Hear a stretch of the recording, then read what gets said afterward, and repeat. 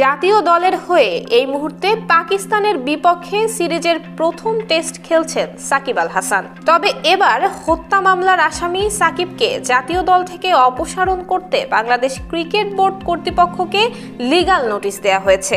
একই সঙ্গে হত্যা মামলার তদন্তের স্বার্থে তাকে দেশে ফিরিয়ে আনার কথাও বলা হয়েছে ওই নোটিশে। আজ সুপ্রিম কোর্টের আইনজীবী ব্যারিস্টার সজীব মাহমুদ আলম এ নোটিশ পাঠান। এর আগে রাজধানীর মোহাম্মদপুর এলাকায় পোশাক শ্রমিক রুবেল হত্যার ঘটনায় সাবেক সংসদ সদস্য এবং জাতীয় দলের ক্রিকেটার সাকিব আল হাসানের বিরুদ্ধে গত 22 আগস্ট আদাবর থানায় একটি মামলা করা হয়।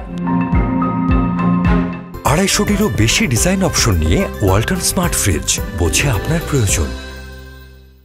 বৈষম্য বিরোধী ছাত্র আন্দোলনের সময় পোশাক শ্রমিক রুবেল হত্যার ঘটনায় করা মামলাটিতে সাবেক প্রধানমন্ত্রী শেখ হাসিনা, শেখ রেহানা এবং আওয়ামী লীগের সাধারণ সম্পাদক ওবায়দুল কাদের সহ 156 জনের নাম উল্লেখ করে একই থানায় 500 জনের বিরুদ্ধে মামলাটি করা হয়েছে। এই মামলায় 28 নম্বর আসামি করা হয়েছে বাংলাদেশ দলের সাবেক এই অধিনায়ককে।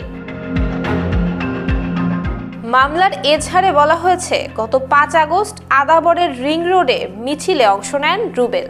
এ সময় আসামিদের নির্দেশে প্ররোচনা, সাহায্য সহযোগিতা এবং মদদে গুলি ছোড়া হয় তাকে। বুকে এবং পেটে গুলিবিদ্ধ অবস্থায় রুবেলকে হাসপাতালে নেওয়া হলেও চিকিৎসাধীন অবস্থায় গত 7 আগস্ট মৃত্যু হয় তার।